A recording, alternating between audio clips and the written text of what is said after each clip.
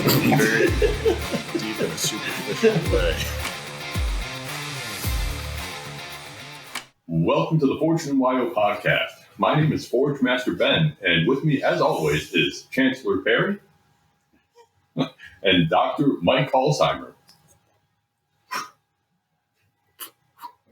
We got a great topic that we spent 20 minutes talking about before this episode.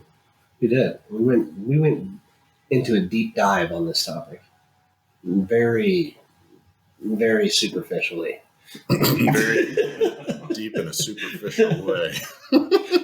But I think it's a good topic. I really do, because I've suffered from it myself. Obviously, I've had clients suffer from it, and it's just really prevalent in our gym. I was going to make a really bad joke, but I'm not going to go there. Yes. But first, before we take a superficially deep dive into this, we niff. We niff. Ready, boys? Right. Shake, shake. Hang, Hang.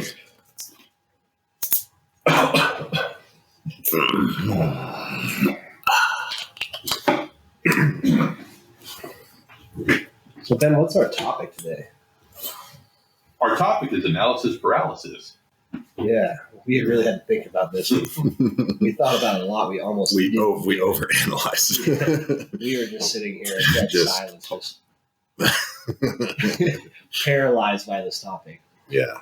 But, in terms of many things in our lives, I think it's a topic that most people can relate to. Mm-hmm.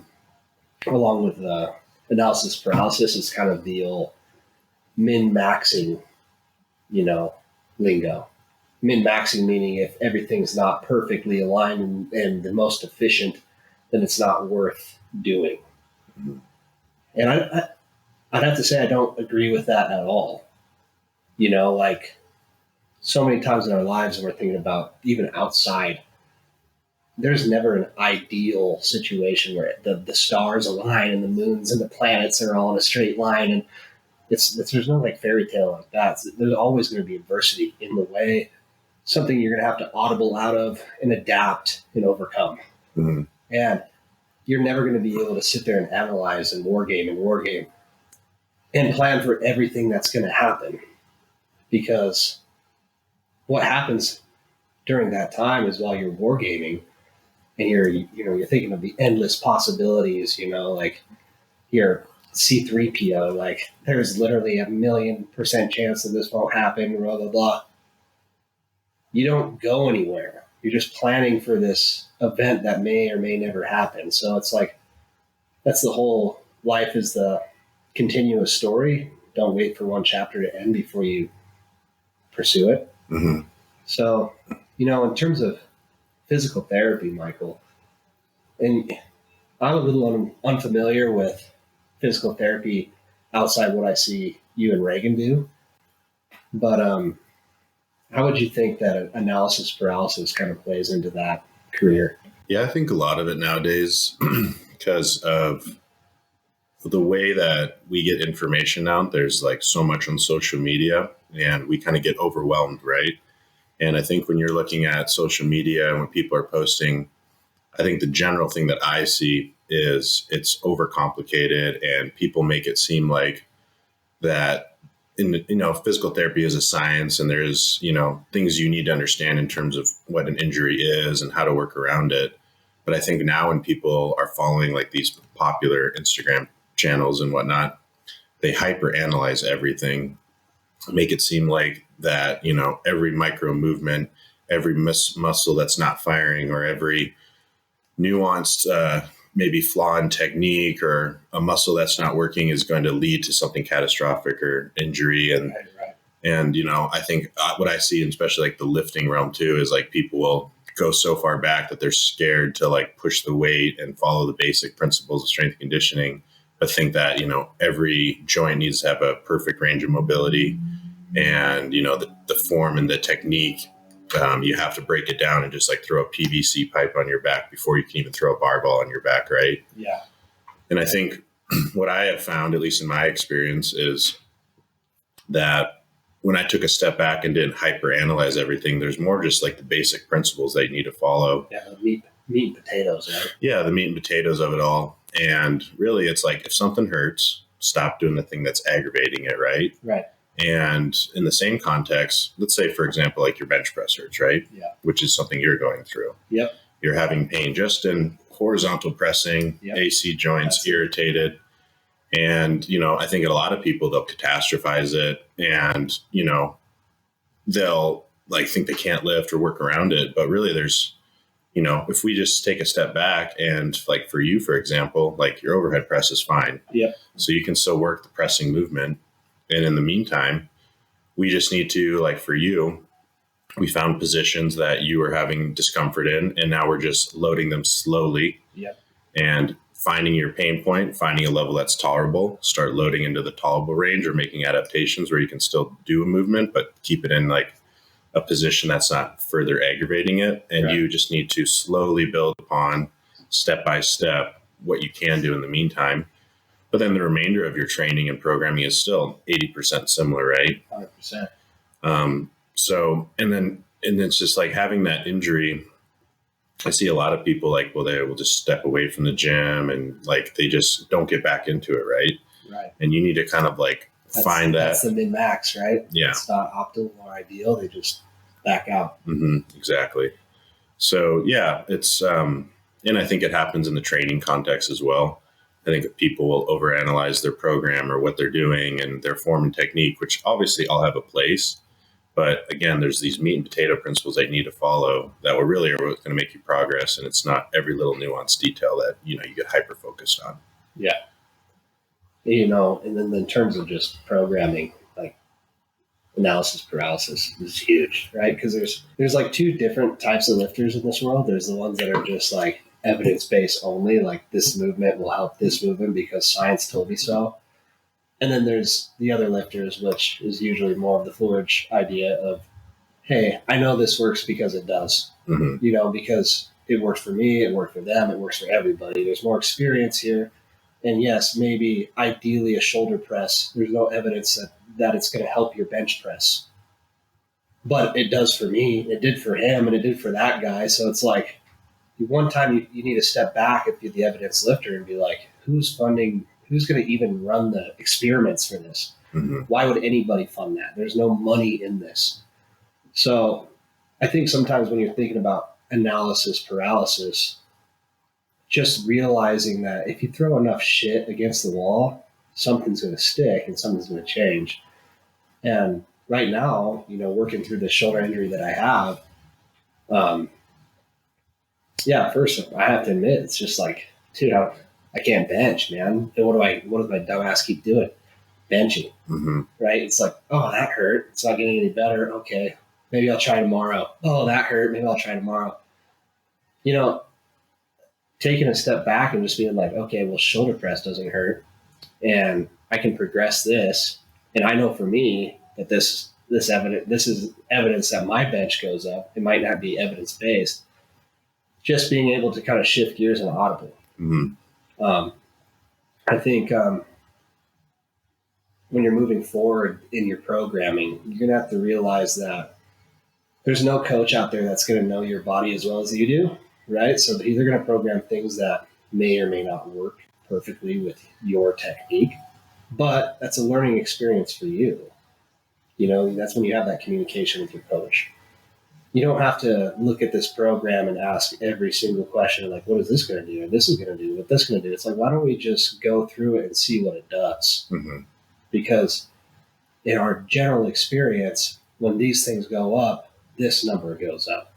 If that's not working for you, we don't have to sit here and break it down. We'll just make a quick little audible and try a different way. There's like multiple ways that we can go about this. Yeah, no, and I think, your training log will be the best indicator of like how you eventually put that formula together, right? Yeah. And rather than overanalyzing, it's like just do and learn as you go. And that's going to be anybody in any training history. It's like if you pay attention to what you've been doing and then making adjustments as you go, like that's because you can't necessarily know like what movement, what variation, which exercise are going to make the progress because people are so individually different. There's not like a blueprint for everybody that's going to work. So there's no really perfect program, like Chancellor was kind of saying.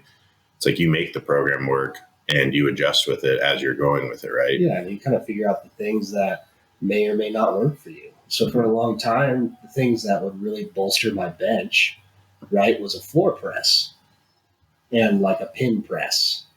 High end range of motion, low end dead stop range of motion. I got those stronger, my bench went up. Mm-hmm. But, now what I'm realizing is the floor press was not really good for my shoulders when I'm really loading it.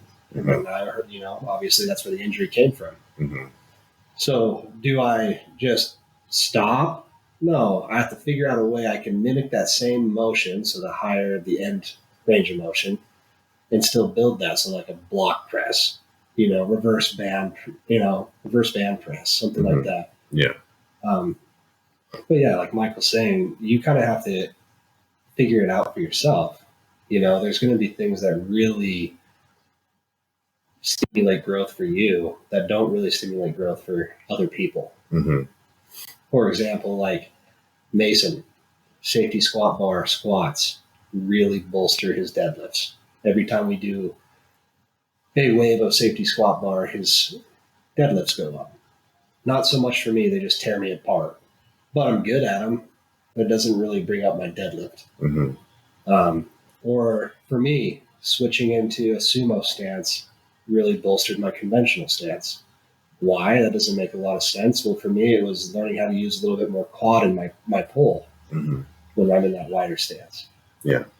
But it sounds like we're all really analyzing these things, but I think it's just like you learn this as you go. You're not sitting. I think when we say analysis paralysis, we're saying those are the people who don't start because they don't have a direction, or they can't see this being the most ideal or optimal way of going. Yeah. Well, and I think especially if you have a coach or a PT, it's like sticking to the plan, and then you have to give it time, and there's patience with it, right? Trust the process, right? Yeah. I think right from the get, like even when, let's say we're starting a new variation or working into a new movement from a rehab side, it's like, just trust it for a little bit. Like, don't expect the results to be immediate, and you got to give it time to see if there is going to be an adaptation or a change with it. And I think I see a lot of people do is they hop around too much. They over experiment, right? Because they just don't trust anything. And then they keep on finding new information or digging into it versus just sticking with the plan, right? And then seeing how it goes and having some wisdom and discernment, and like give this time to see how it unfolds before making all these adjustments, right? And I think that's just your brain being anxious and just trying to think about too many things at once. Yeah. And trying to make too many adjustments and not giving it time to really like flesh out and see how it actually changes or not. Yeah, I think the moral of the story is you just kind of have to give things a chance to work. Mm-hmm. Even if it's not, 100% efficient. But if you're 80%, that's a lot better than doing nothing off the start. Mm-hmm. It also relates to just like, people always tell me, and probably Mike too, like, how amazing this place is. And look what you guys did. Mike and I didn't just sit here and plan on how to make this work. We just jumped into it and tried to make it work. And it just turned out great. Obviously there were some times where we were just like, what are we doing, dude? There's no way. But we just, did the work and adjusted along the way. We didn't have time to stop and war game of what could go wrong. And things did go wrong, like getting a stop work order for grinding concrete floors. Mm-hmm. The city stalling us out here and there. But eventually we found the workaround, and we found how it worked for us. And this is what came to. And I don't think this would have happened, or it would have been a long, long process if we sat there and tried to make sure everything, little thing was right. Because also, if you're trying to optimize everything, you're not the best at everything. Mm-hmm. No. As a human being, you can't be the master of all. Yeah. So there's going to be things that you suck at. You're going to suck bad, but you're going to have to learn how to make that better and do better work. For example, I am just absolute trash at anything that's woodworking related. But, having to frame in walls and do all that stuff, it's like, I learned slowly to make that better and make it a strength. It's the same in your training. There's going to be a compound movement, bench press, you absolutely suck ass at. But you learn by doing it more and just making this constant effort to move forward and progress in it, not by trying to sit back and break down why you're bad at it and what needs to build and what angle is the right way to press. It's just like learn by living, live through this stuff, work through this stuff. Does that make sense to you, Ben? Yes, it does. Okay.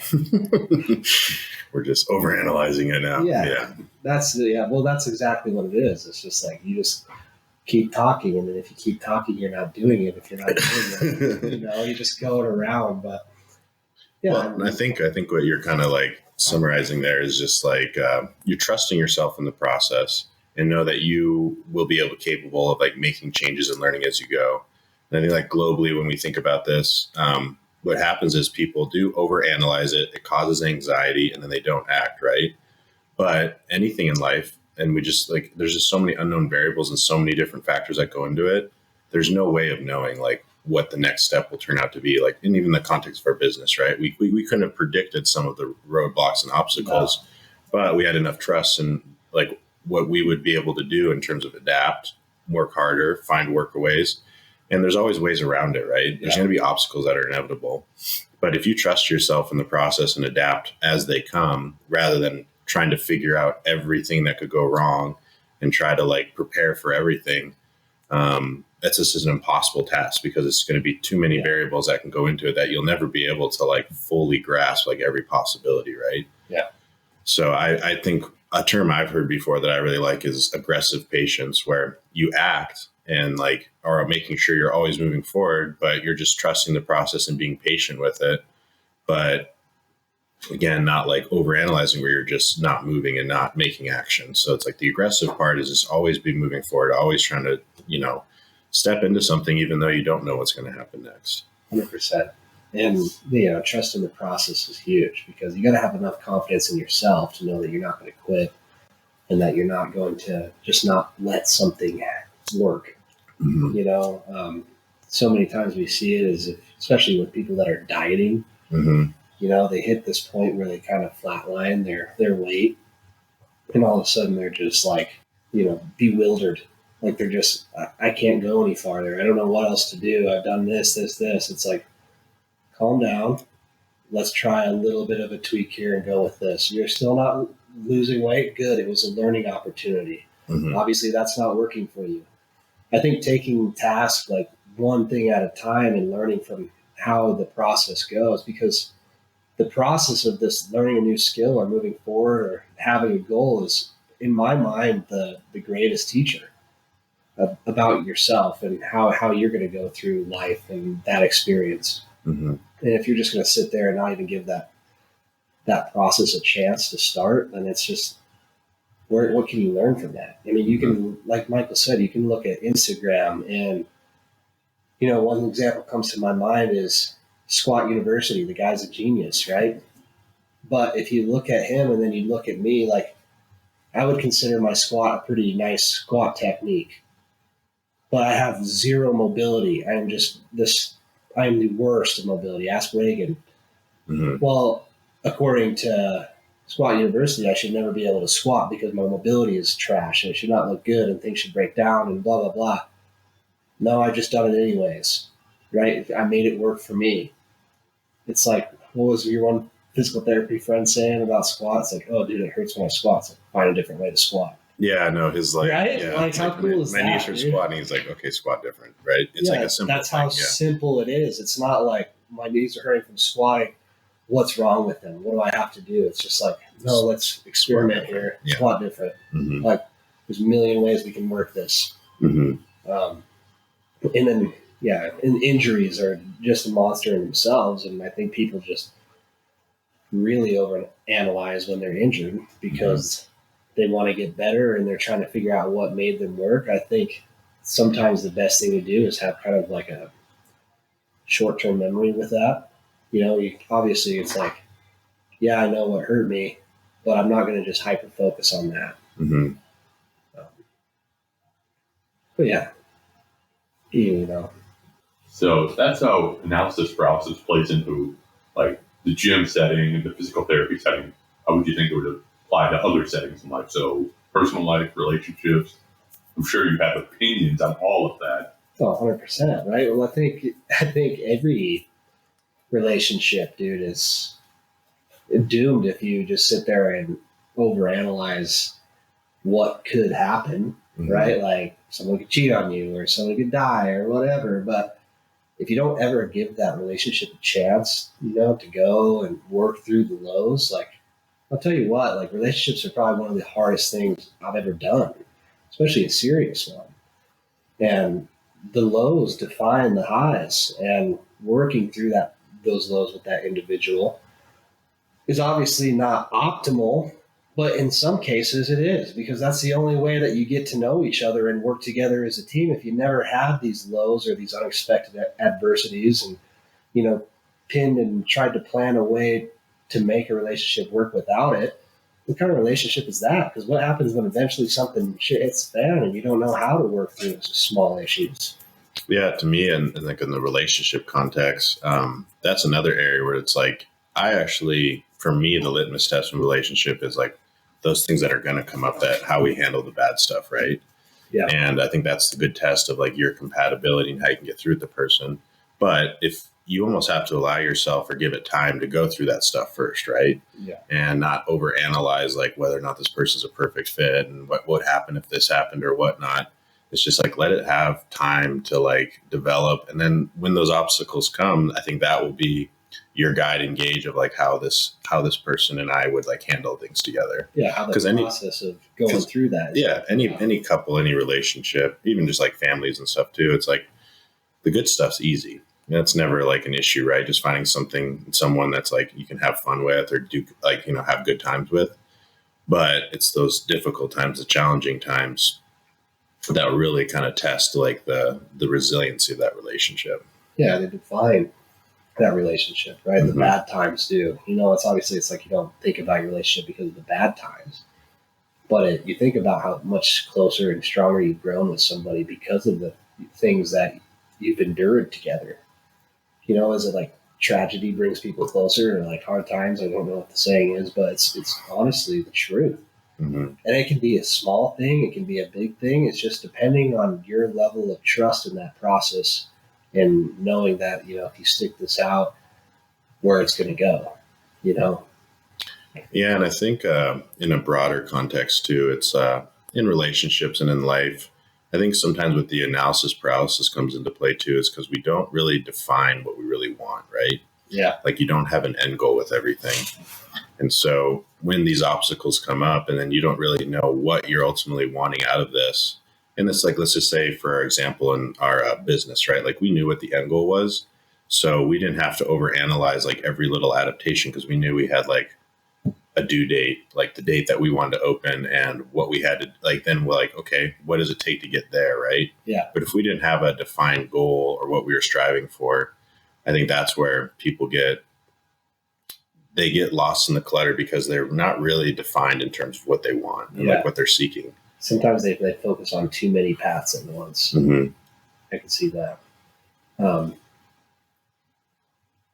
I think when you're thinking about just life in general too, it's just, everybody knows that person that's still, way too old to be living at home, Mm-hmm. right? Because thinking about doing real life, paying your bills and being an adult and doing all that, like that gets stressful, man. You can't predict, like, where am I going to live? Am I going to have insurance? So then they just kind of revert to this comfortable place that they know already, which is like living with their parents when they're 35. Mm-hmm. And that's literally the result of that analysis paralysis, because they've tried to think about those options to move out or go out on their own or be independent, but it just seems overwhelming because of every variable that they could try to calculate when they could just literally move out, get a job, get a place to stay, and try to make it work. Mm-hmm. And then that's going to teach that individual 10 times more about themselves than sticking to a plan of, when this happens, then I can move out. And then when I move out, I can get this job. And then, that just doesn't make any sense because it's not reality. Mm-hmm.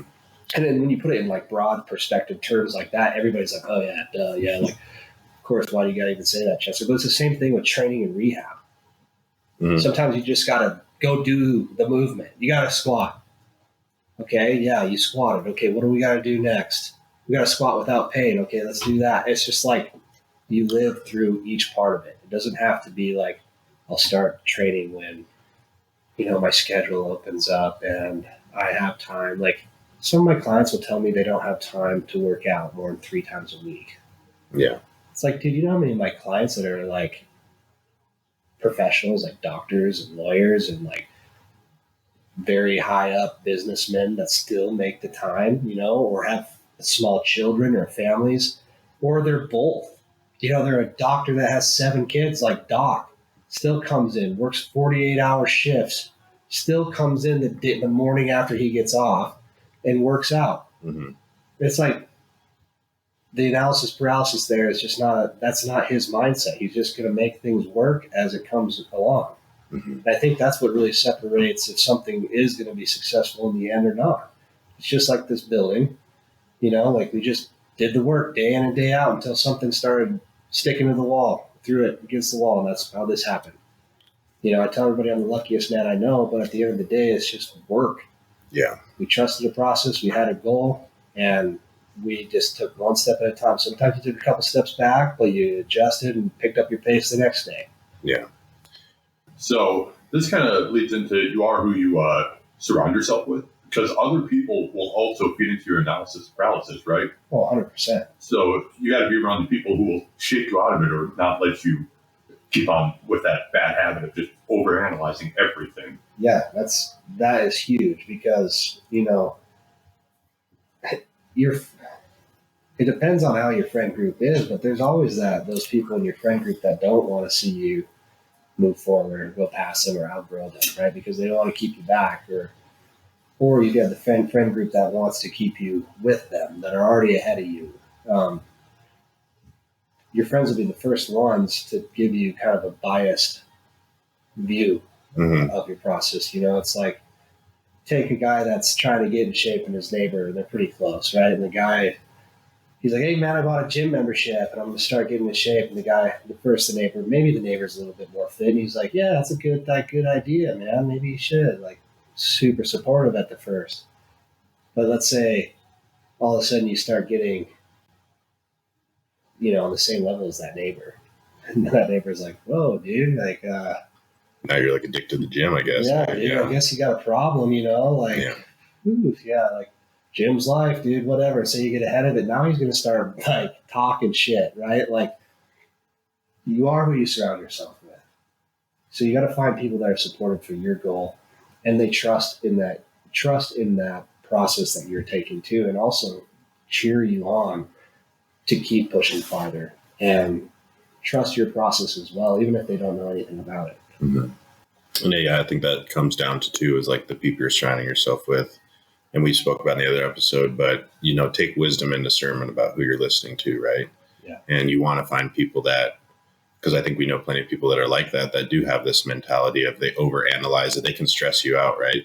I would say in the context of what we're doing, and it's not like this is necessarily like a super negative thing about it, but when we had these like big ambitions and goals, like even just starting, right? Our parents. A lot of people would analyze that and then bring up these concerns, right? And just like say like, oh, are you sure you can do that? Are you sure that's a good idea? Yeah, like people told me that when I told them about our rent here. Yeah, like good luck making money, dude. Yeah. Okay.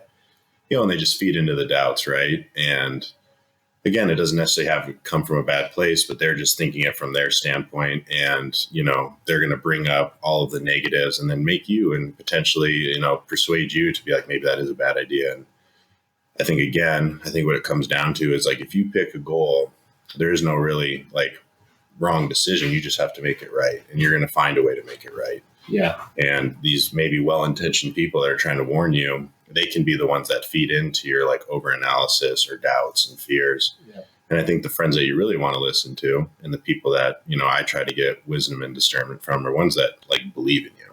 Yeah.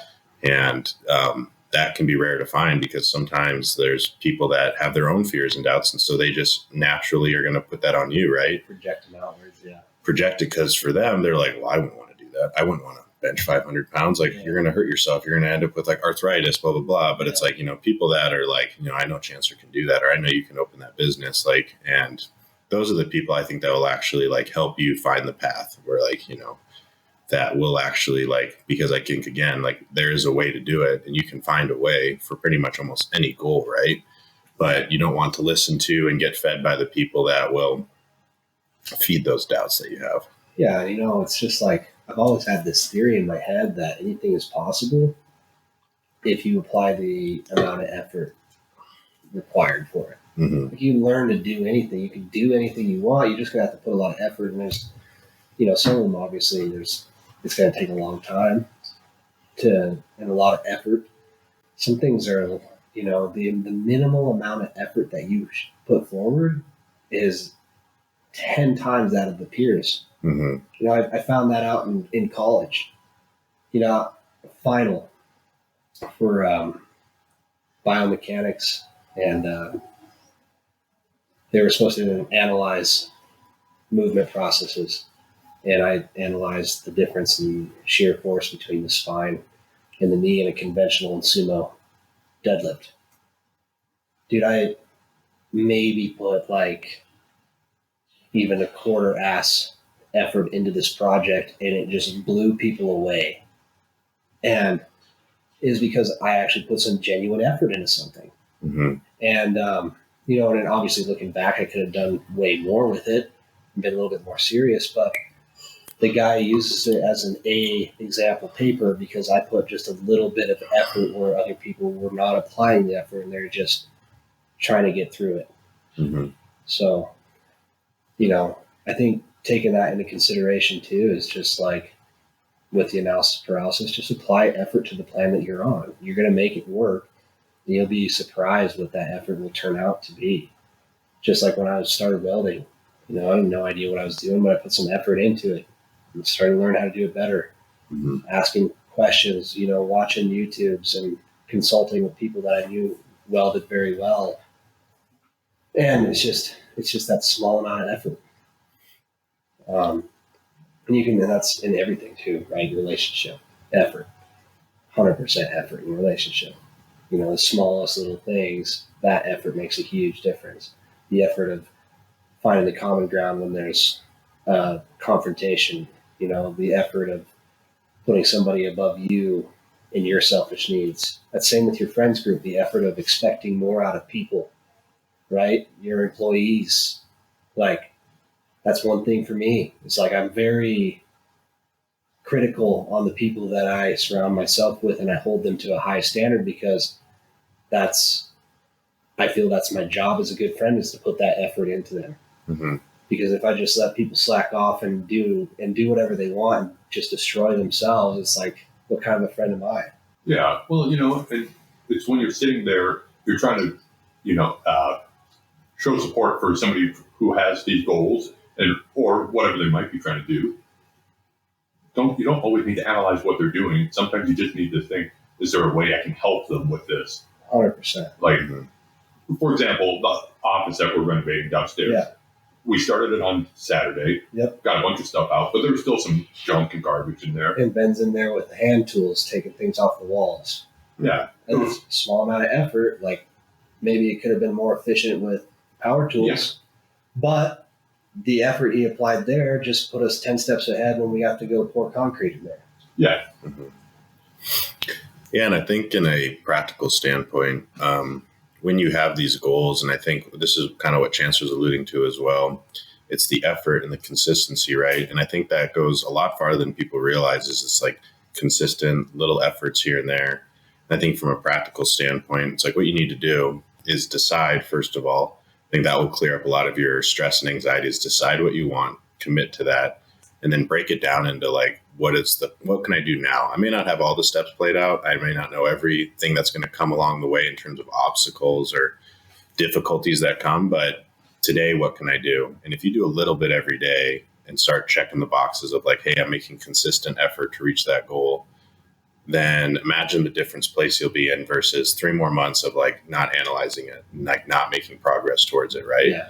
And so having it laid out, and then just at least to start with, it's like just a small change or a small thing you're doing every day. That's what adds up over the weeks and months and years, as opposed to, again, just keeping thinking about it and then just being gun shy and not eventually pulling that trigger and deciding like something to do. Right. So it's like, if you find what you want to do and then ultimately like, boom, lay that down. You can even write it down right on paper. Yeah. I want this. Then you just start breaking that into smaller pieces. And again, it can be just a small thing every day that like adds up to what you want to get to. Yeah. And I think that's a really important point too, Michael, is like find that what you want, that goal, that end goal, and commit to it. Mm-hmm. And realize that, like Michael's saying, if it's a small efforts every day towards it, then it's going to be a while before you reach it. Mm-hmm. And the more effort you put in, most of the time, the closer and the shorter amount of time it's going to take you to find that goal. But the hard thing is, you know, if you commit to a goal, commit. Don't change your mind halfway through when you've spent a half a year putting in efforts towards a goal or a couple months towards a goal. You have to see the thing through. Mm-hmm. Because that's where you're going to learn how to make that effort more efficient. And I think, you know, what Michael's point with that is just if you're sitting there and wargaming and overanalyzing, you're not putting in any effort. Yeah.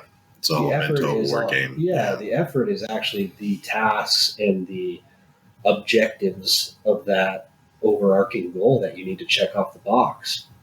And if you're not checking anything off, then you're not putting any effort. And I think and you guys can probably relate to this, that's where the stress comes in, because you're not acting right. You know that you want this.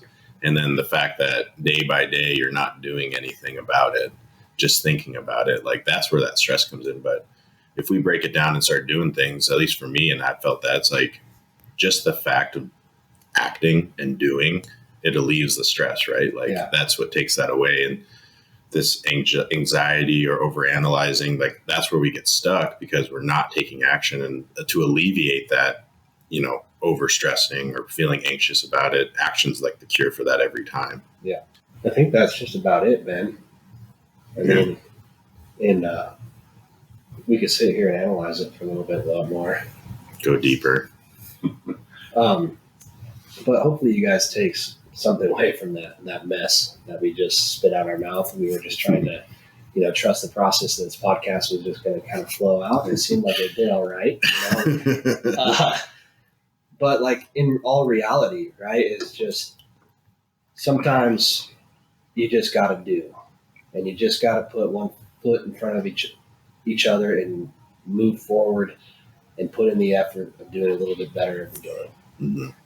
And you learn along the way. And sometimes that's the injuries or the setbacks or, you know, just the adversity that's going to come. But I promise you going through that is going to make you 10 times the man, 10 times the woman, 10 times the person, as trying to wait for a time where the stars align and the planets collide and everything is just in the perfect situation. Because if that's all true and there's an ideal thing that you can go through, where's the pride in that?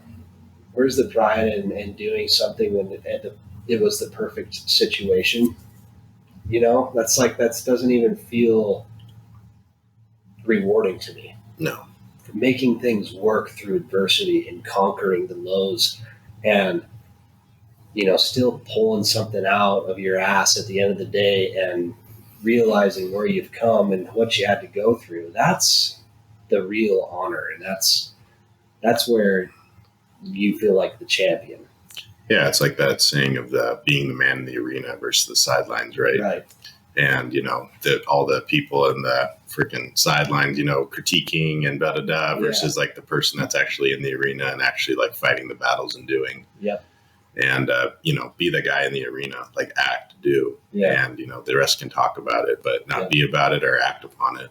And just remember the Instagram, the influencers, like it's pretty much like WebMD out there. Like you don't have cancer because you got a head cold. Mm-hmm. You're not going to fall apart because your ankle doesn't have a lot of mobility. And like, just remember, like these people are just literally putting things out there for views and, you know, it's all of this attention grubbing, backstabbing stuff. But I think the end of the day, just shut it out and just learn and trust your own process and communicate with your coach or your physical therapist or your friends or your relationship and just grow from the experience of doing. Mm-hmm. Well, speaking of views, check us out on Spotify, YouTube, Instagram, or Facebook. Yeah. Or don't. Don't care. Yeah. Well, you guys anything else to say? I think I'm good. It's a wrap. At the end of the day, build yourself. Conquer adversity. Repeat daily. Do these things and you will lead a successful life. Punch the mic.